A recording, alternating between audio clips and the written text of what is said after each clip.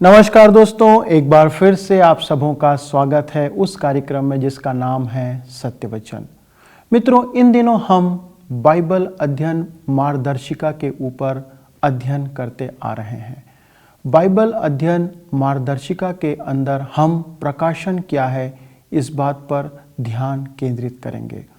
मित्रों, आज हम जब इस बात को देखने जा रहे हैं कि प्रकाशन क्या है, तो हम इस बात को समझ लें कि मूलतः प्रकाशन दो प्रकार के होते हैं, साधारण प्रकाशन और विशेष प्रकाशन।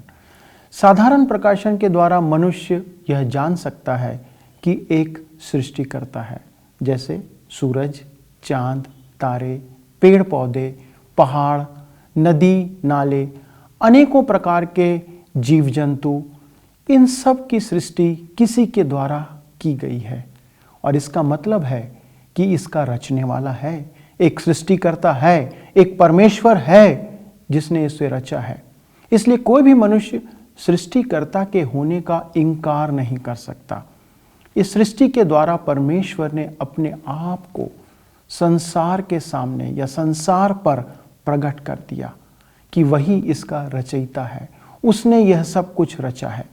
परंतु मित्रों, जो दूसरा भाग है जिसमें आता है विशेष प्रकाशन, परमेश्वर ने पहले सृष्टि के द्वारा अपने आप को मनुष्यों पर प्रकट किया और अब विशेष प्रकाशन में स्वयं परमेश्वर मनुष्य के रूप में हम मनुष्यों के बीच इस पृथ्वी पर आया ताकि मनुष्य का उसके पापों से उद्धार कर सके, जो बहुत आवश्यक था। प्रभु यीशु मसीह इस जगत में आए और उसने मनुष्यों को उनके पापों से छुटकारा देने के लिए अपने आप को क्रूस पर बलिदान कर दिया, ताकि जो कोई उस पर विश्वास करे वह नाश ना हो परंतु अनंत जीवन पाए। मित्रों, इससे बढ़कर और कोई प्रकाशन नहीं कि परमेश्वर है, वही सृष्टि करता है और प्रत्येक मनुष्य को इसे स्वीकार करना है। आज हम अपने अध्ययन में इस प्रकाशन को समझने का प्रयास करेंगे कि कैसे परमेश्वर ने मनुष्यों के लिए प्रभु यीशु मसीह को दिया ताकि उसके द्वारा हम उद्धार को प्राप्त कर सकें। आइए मित्रों, एक बार फिर से परमेश्वर के दास के द्वारा आज के अध्ययन को हम सुनते हैं। आइए हम पवित्र बाइबल से संबंधित कुछ अन्य प्रश्नों को भी देखें। पहला प्रश्न देखेंगे कि प्रकाशन अर्थात रेवलेशन क्या है। प्रकाशन या प्रकटन का अर्थ है कि परमेश्वर ने बातें की। पवित्र बाइबल में परमेश्वर ऐसा कहता है शब्द 2500 बार प्रयोग किया गया है। यदि हम साधारण शब्दों में कहें तो हम इस प्रकार से कह सकते हैं कि परमेश्वर ने स्वयं मनुष्य से बातें करके अपना संदेश दिया अर्थात प्रकट किया। परमेश्वर नहीं चाहता कि आप इस विषय को लेकर दुविधा में रहें कि परमेश्वर ने मनुष्य से कहा या बातें की या परमेश्वर कहाँ बोला। हम इब्रानियों की पत्री उसके 1 अध्याय 1 और 2 पद में पढ़ते हैं। यहाँ पर हम पाते हैं कि परमेश्वर ने मनुष्यों से बातें की। तो आइए हम इसे स्पष्ट करने के लिए इन पदों को पढ़ें। इब्रानियों की पत्री उसका 1 अध्याय और उसका 1 और 2 पद। इब्रानियों की पत्री 1 अध्याय उसका 1 और 2 पद। यहाँ पर इस प्रकार से लिखा हुआ है, पूर्व युग में परमेश्वर ने बाप दादों से थोड़ा थोड़ा करके और भांति भांति से भविष्यवक्ताओं के द्वारा बातें करके इन दिनों के अंत में हमसे पुत्र के द्वारा बातें की, जिसे उसने सारी वस्तुओं का वारिस ठहराया और उसी के द्वारा उसने सारी सृष्टि रची है। बाइबल के इस पद के अनुसार यह स्पष्ट है कि परमेश्वर प्राचीन समय से ही मनुष्यों के साथ बातचीत कर रहा है, अर्थात अपने संदेश को मनुष्यों के बीच में पहुंचाते रहा है और इस कार्य के लिए उसने नबियों का उपयोग किया। यह सब इसलिए हुआ क्योंकि परमेश्वर मनुष्य के साथ संपर्क रखना चाहता है, मनुष्य से बातचीत करना चाहता है। जब हम दो व्यक्तियों को एक दूसरे से बहुत घनिष्ठ या करीब पाते हैं तो उनके मध्य जो सबसे महत्वपूर्ण बात होती है वो है उनके एक जैसे विचार, इच्छाएं या भावनाएं जो एक दूसरे की ओर उन्हें आकर्षित करती है। आप उनके बीच वार्तालाप अधिक देखेंगे। ऐसी बातों में समानता रखने वाले व्यक्ति जब एक दूसरे से अलग होते हैं तो वे एक दूसरे के विषय में जानने के लिए इच्छुक रहते हैं और एक दूसरे से मिलकर या जानकर बड़े खुश होते हैं। मानव का यह स्वभाव है कि जब उसे पत्र, टेलीग्राम, फोन मिलता है तो इससे पता चलता है कि मित्र मित्र के साथ वार्तालाप कर रहा है। वे अपने विचारों को एक दूसरे के साथ आदान प्रदान करने के लिए एक विशेष संचार का प्रयोग करते हैं ताकि वे एक दूसरे से संपर्क में रह सकें। मनुष्य के हृदय की भावनाओं को व्यक्त करने में और उन्हें एक दूसरे के समीप लाने में सबसे महत्वपूर्ण सेवा डाक विभाग की, टेलीफोन विभाग की और ईमेल विभाग की होती है। दोस्त अपने दोस्त के साथ संपर्क में रहना चाहता है। पति जो परदेश में रहता है वह अपनी पत्नी को पत्र लिखता है या टेलीफोन करता है। बेटा या बेटी जो हॉस्टल में अपने माता पिता से दूर रहते हैं वे पत्र लिखते हैं या फ़ोन करते हैं। एक प्रेमी प्रेमिका को पत्र लिखता है और उत्तर भी प्राप्त करता है। यह समस्त बातचीत की क्रिया या संचार कहलाती है और इसके द्वारा हृदय की बातों को व्यक्त किया जाता है। मुझे किसी ने एक महिला के बारे में बताया जिसका नाम हेलेन केलर था। वह न तो देख सकती थी और न ही सुन सकती थी। वास्तव में यह समय उसके लिए बहुत कठिन समय था क्योंकि उसे किसी के साथ संपर्क स्थापित करने में काफ़ी कठिनाई होती थी। लेकिन कुछ समय के बाद उसके लिए एक ऐसा मार्ग खुला कि वह लोगों से संपर्क स्थापित कर सकी। इतना ही नहीं, वह इतनी तेज हो गई कि वह देखने और सुनने वालों से भी अधिक उत्तम रीति से अपने संदेश लोगों तक पहुंचाने लगी।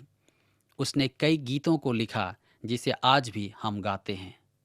यह सब कुछ तभी संभव है जब आपके पास संचार के साधन हैं और दोनों तरफ से प्रतिक्रियाएं हो रही हो। जिस प्रकार परमेश्वर ने नबियों के द्वारा मनुष्यों से बातें की और नबियों ने मनुष्यों की बातों को परमेश्वर तक पहुंचाया। नबी संचार का साधन बना। लेकिन मैं आपको बताना चाहता हूं कि आप किसी व्यक्ति से दूर रहकर उसके बारे में ज़्यादा नहीं जान सकता है। इसलिए परमेश्वर को यह अच्छा लगा कि वह स्वयं मनुष्य के रूप में हमारे मध्य में आए ताकि वह परमेश्वर के स्वभाव को मनुष्यों के बीच व्यक्त कर सके। परमेश्वर ने अपने आप को मनुष्यों पर प्रकट करने के लिए प्रभु यीशु मसीह को संसार में भेजा और प्रभु यीशु मसीह के द्वारा परमेश्वर ने मनुष्यों से आमने सामने बातें की। अब इसी के आधार पर मैं आपसे एक प्रश्न पूछना चाहता हूँ और मैं विश्वास करता हूँ कि यह प्रश्न निश्चय ही तर्कसंगत और बुद्धिपूर्ण होगा कि परमेश्वर जिसने मनुष्य को अपने स्वरूप में बनाया और बुद्धि से परिपूर्ण किया, तो क्या यह बुद्धिपूर्ण बात नहीं होगी कि परमेश्वर उससे बातें करे, उससे संपर्क करे? यदि हमें परमेश्वर से प्रकाशन नहीं मिला होता तो मैं सोचता हूँ कि मुझे और आपको इंतजार करने की ज़रूरत पड़ती ताकि वह हमसे बातें करे, क्योंकि यदि हमें प्रकाशन नहीं मिला होता तो पुराने नियम की तरह परमेश्वर अवश्य हमसे बातें करते, क्योंकि हम परमेश्वर से यह उम्मीद करते कि परमेश्वर हमसे बातें करे। इब्रानियों के पत्री के लेखक के अनुसार पुराने नियम में परमेश्वर ने भविष्यवक्ताओं के द्वारा मानव से बातचीत की और अब अपने पुत्र प्रभु यीशु मसीह के द्वारा से बातचीत की। इस प्रकार दोनों प्रकाशन, चाहे वे पुराने नियम में भविष्यवक्ता के द्वारा हो या नए नियम में प्रभु यीशु मसीह के द्वारा, ये दोनों प्रकाशन परमेश्वर के वचन में पाए जाते हैं। और सच्ची बात तो यह है कि संपर्क स्थापित करने के लिए हमारे पास ये दो प्रकाशन हैं। इन दोनों में से एक के द्वारा हम संपर्क के विषय में जान सकते हैं। पवित्र बाइबल में कुल 66 पुस्तकें हैं और परमेश्वर ने इनमें से प्रत्येक पुस्तक के द्वारा हमसे बातें की है। प्रिय श्रोता, हमने अभी प्रकाशन के बारे में देखा है। पुराने नियम का प्रकाशन और नए नियम का प्रकाशन, जिसमें हमने नबी को पुराने नियम में और प्रभु यीशु को नए नियम में देखा है। इस प्रकाशन को अधिक समझने के लिए मैं आपके सामने दो प्रकाशन रखना चाहता हूँ कि परमेश्वर ने अपने आप को हम पर किस रीति से प्रकट किया। तो आइए हम देखें। साधारण प्रकाशन अर्थात जनरल रेवलेशन। साधारण प्रकाशन वह है जिसमें परमेश्वर ने अपने आप को सृष्टि के द्वारा मनुष्यों पर प्रकट किया।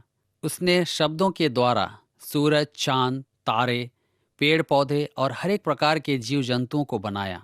उसने शब्द कहा और वैसा ही हो गया। परंतु उसने मनुष्य को मिट्टी से बनाया और उसे जीवित प्राणी बना दिया। ये सारी सृष्टि उसकी रचना है और इस रचना को देखकर मनुष्य को समझ जाना चाहिए कि इस संसार को बनाने वाला कोई रचयिता है, जिसने इस संसार को बनाया है और वही इसका स्वामी भी है। जी हाँ मित्रों, परमेश्वर ने सृष्टि के द्वारा मनुष्यों को बताने का प्रयत्न किया कि वह परमेश्वर है, परंतु मनुष्यों ने उस पर ध्यान नहीं दिया। तब उसने समय के अंतराल में नबियों को नियुक्त किया, जिनके माध्यम से उसने अपने संदेशों को पहुंचाने का प्रयत्न किया, अर्थात मनुष्यों से बातचीत की। यह एक साधारण प्रकाशन था जो सृष्टि के माध्यम से परमेश्वर अपनी उपस्थिति प्रकट कर रहा था। पुराने नियम में परमेश्वर ने कई बार अपने आप को अपने भक्तों और नबियों पर प्रकट किया, जैसे मूसा और अब्राहम।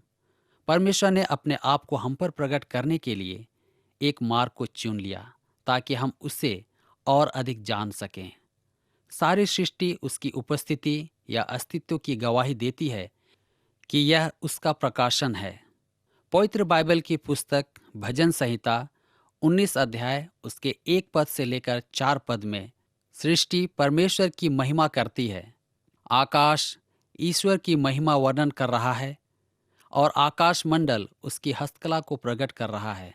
दिन से दिन बातें करता है और रात को रात ज्ञान सिखाती है। न तो कोई बोली है और न कोई भाषा जहाँ उनका शब्द सुनाई नहीं देता है।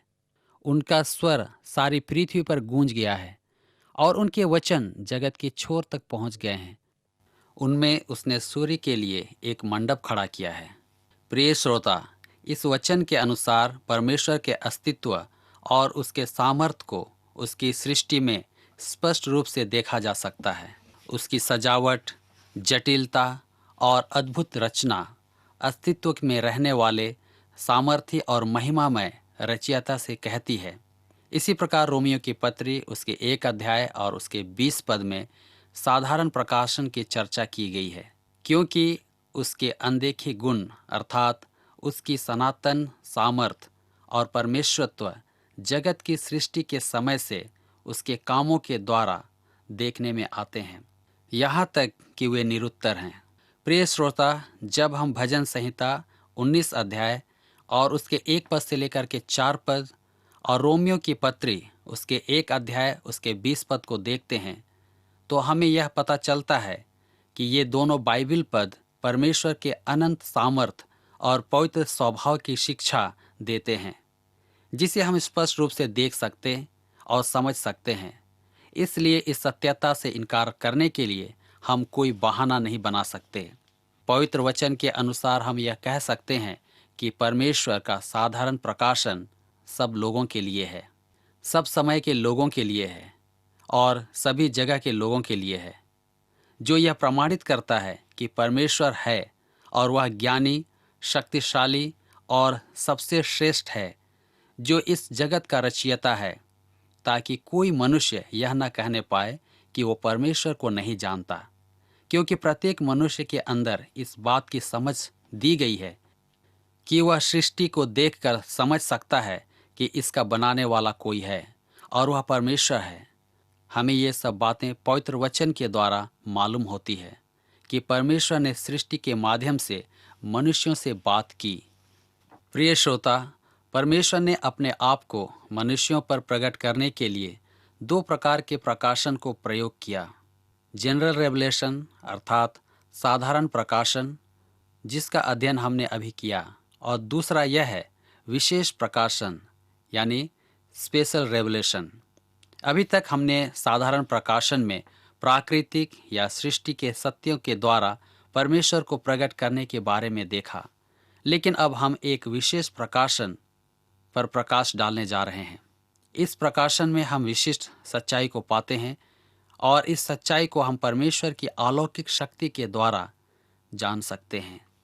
विशेष प्रकाशन में हम यह भी पाते हैं कि परमेश्वर अपने आप को मनुष्यों पर प्रकट करने के लिए एक चमत्कारी माध्यम या साधन का उपयोग करता है। विशेष प्रकाशन के अंतर्गत परमेश्वर का शारीरिक रूप में उपस्थित होना, स्वप्न, दर्शन और पवित्र वचन के द्वारा अपने को प्रकट करना है। परंतु सबसे बढ़कर और महत्वपूर्ण प्रकटीकरण यीशु मसीह है। बाइबल में हम पढ़ते हैं कि परमेश्वर कई बार मनुष्यों के बीच प्रकट हुआ। उदाहरण के रूप में हम देख सकते हैं उत्पत्ति की पुस्तक 3 अध्याय और उसका 8 पद। उत्पत्ति की पुस्तक उसका 3 अध्याय और उसका 8 पद। इसमें परमेश्वर आदम और हवा से मिलने के लिए अदन की वाटिका में आया। लिखा है, तब यहोवा परमेश्वर जो दिन के ठंडे समय में वाटिका में फिरता था। और इसी प्रकार उत्पत्ति की पुस्तक उसके 18 अध्याय और उसके 1 पद में लिखा है, इब्राहिम ममरे के बांजों के बीच कड़ी धूप के समय तंबू के द्वार पर बैठा था, तब यहोवा ने उसे दर्शन दिया। इसी प्रकार हम बाइबल में यह भी पाते हैं कि परमेश्वर ने स्वप्न के द्वारा भी लोगों से बातें की, जैसे उत्पत्ति उसका 28 अध्याय और 12 पद। उत्पत्ति 28 अध्याय उसके 12 पद में याकूब ने सपने में देखा कि एक सीढ़ी पृथ्वी पर खड़ी है और उसका सिरा स्वर्ग तक पहुंचा है और परमेश्वर के दूत उस पर चढ़ते उतरते हैं। और उत्पत्ति 37 अध्याय और उसके 5 पद में, उत्पत्ति 37 अध्याय उसके 5 पद में यूसुफ ने एक स्वप्न देखा और अपने भाइयों से उसका वर्णन किया। इसी प्रकार परमेश्वर न केवल स्वप्न में परंतु दर्शन के द्वारा भी बातें की। उत्पत्ति 15 अध्याय उसके 1 पद, यहोवा का यह वचन दर्शन में अब्राम के पास पहुंचा कि हे अब्राम, मत डर, तेरी ढाल और तेरा अत्यंत बड़ा फल मैं हूँ। इस प्रकार परमेश्वर ने अपने आप को मनुष्यों पर प्रकट किया। उसने पवित्र वचन के द्वारा भी बातें की। इस विशेष प्रकाशन में परमेश्वर ने अपने पुत्र प्रभु यीशु मसीह को जगत में मनुष्य के रूप में भेज दिया, ताकि वह मनुष्यों के बीच रहकर परमेश्वर पिता को प्रकट करे। कुलुस्सियों की पत्री उसका 1 अध्याय और उसके 15 पद में लिखा है, वह तो अदृश्य परमेश्वर का प्रतिरूप और सारी सृष्टि में पहलौठा है।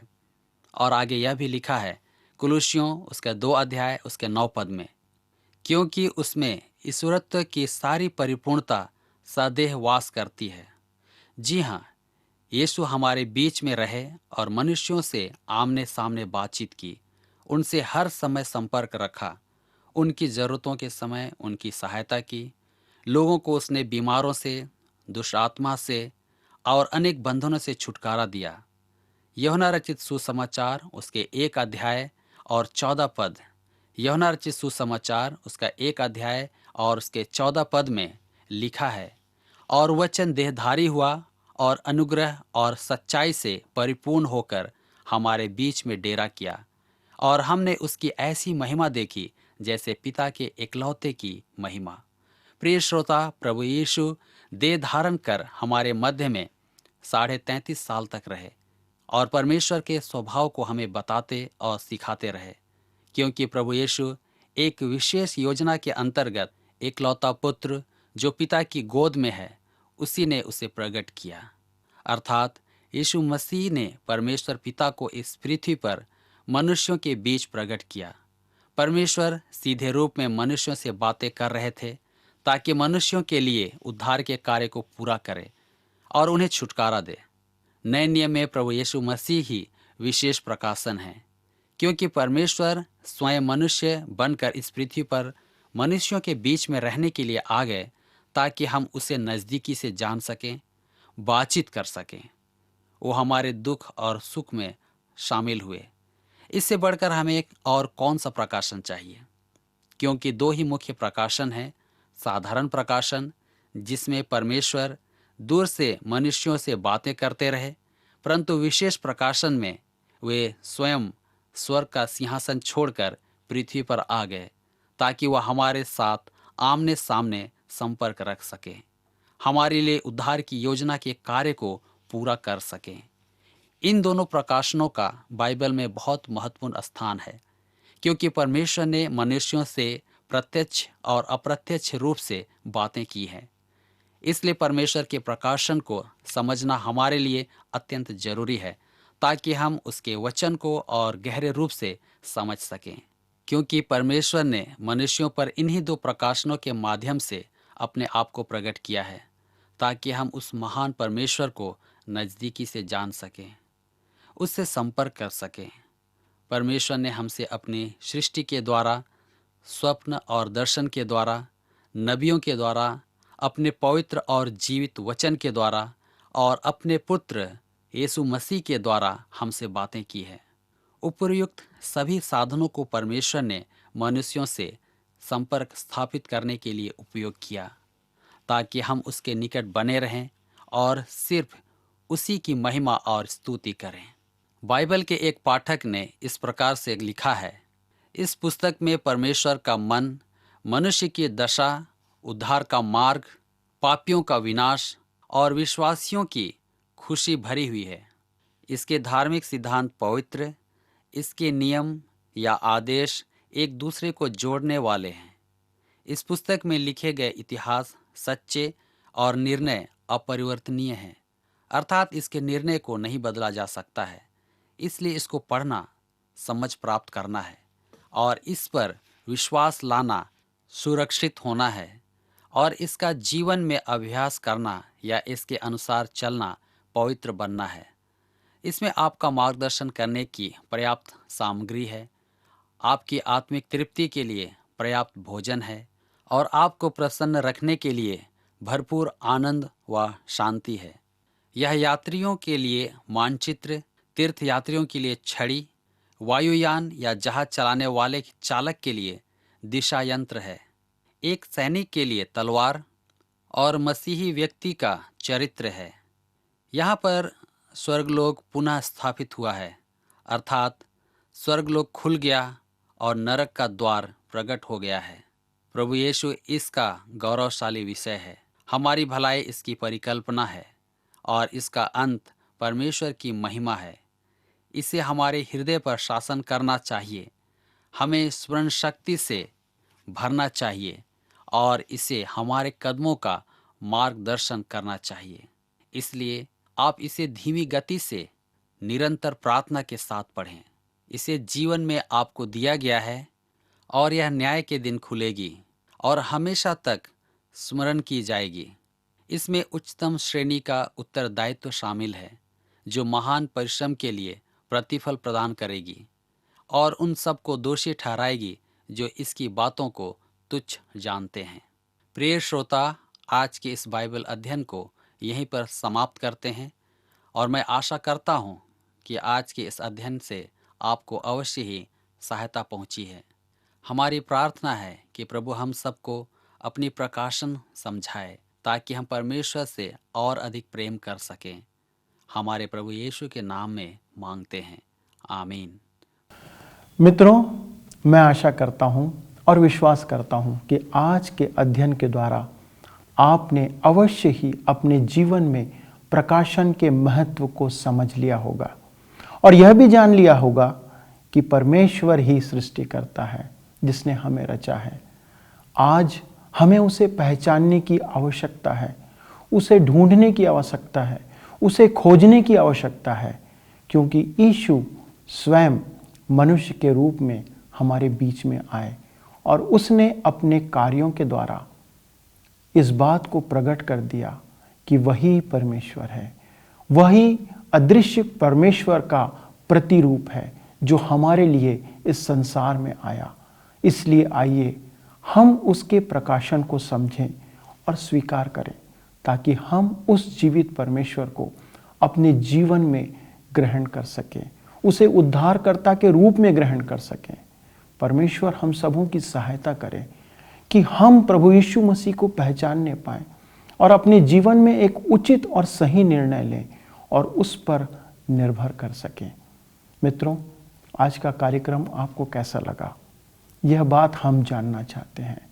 आपसे निवेदन है कि कृपया हमें पत्र लिखें, हमें फ़ोन करें, क्योंकि आपके फ़ोन, आपके पत्र, आपके मिस कॉल हमें बहुत प्रोत्साहित करते हैं और हमारी सहायता करते हैं कि आपको हम और बेहतर कार्यक्रम आपके सामने प्रस्तुत करने पाएँ। तो मैं विश्वास करता हूँ कि आज ही आप हमें फ़ोन करेंगे, आज ही आप हमें पत्र लिखेंगे और अपने विचार हमारे साथ बांटेंगे। आप अपने प्रार्थना निवेदन भी हमें भेजें ताकि हम आपके लिए निरंतर प्रार्थना कर सकें। और आइए हम प्रार्थना के साथ इस कार्यक्रम को समाप्त करें। स्वर्गीय पिता, हम धन्यवाद देते हैं प्रभु कि आपने अपने आप को इस सृष्टि के रूप में प्रकट किया और हमारे उद्धार के लिए अपने आप को प्रभु यीशु क्रिस्ट के रूप में प्रकट किया। पिता, ये आपका अद्भुत प्रेम है कि आपने मनुष्य रूप धारण किया और हमारे पापों के बदले प्रभु यीशु क्रिस्ट को बलिदान किया। हमारी सहायता करें पिता कि हम प्रभु यीशु क्रिस्ट को उस परमेश्वर के रूप में पहचानें, उसे अपने जीवन का उद्धारकर्ता ग्रहण करें और तब आपके द्वारा से पापों की क्षमा और आशीषों को प्राप्त करने पाएं। हमारे सभी दर्शकों के लिए विनती है प्रभु, जो अब तक किसी न किसी कारण से प्रभु यीशु मसीह को जाने तो हैं परंतु उसे अपना उद्धारकर्ता के रूप में स्वीकार नहीं कर पाए, उनकी सहायता करें प्रभु कि वो प्रभु यीशु पर पूर्ण विश्वास करके उस पर निर्भर होने पाएं। सारी बातों के लिए प्रभु धन्यवाद देते हुए इस विनती को प्रभु यीशु क्रिस्ट के नाम से मांगते हैं, आमीन। तो मित्रों, अगले कार्यक्रम में आपसे फिर मुलाकात करेंगे। तब तक हमें इजाजत दें। धन्यवाद, नमस्कार। हमारा आज का कार्यक्रम आपको कैसा लगा, हमें अवश्य बताएं। हमारा फोन नंबर है 9198210018 और दूसरा नंबर है 9651433397। यदि आप चाहें तो हमें मिस कॉल भी दे सकते हैं। इसके लिए हमारा नंबर है 0444908146। अगर आप ईमेल करना चाहें तो हमारा ईमेल आईडी है hindi@radio882.com। पत्र व्यवहार के लिए हमारा पता है TWR India, post box number 317, Lucknow 226001। YouTube और फेसबुक पेज पर भी आप हमसे जुड़ सकते हैं। उसके लिए आप TWR इंडिया हिंदी के द्वारा जुड़ें।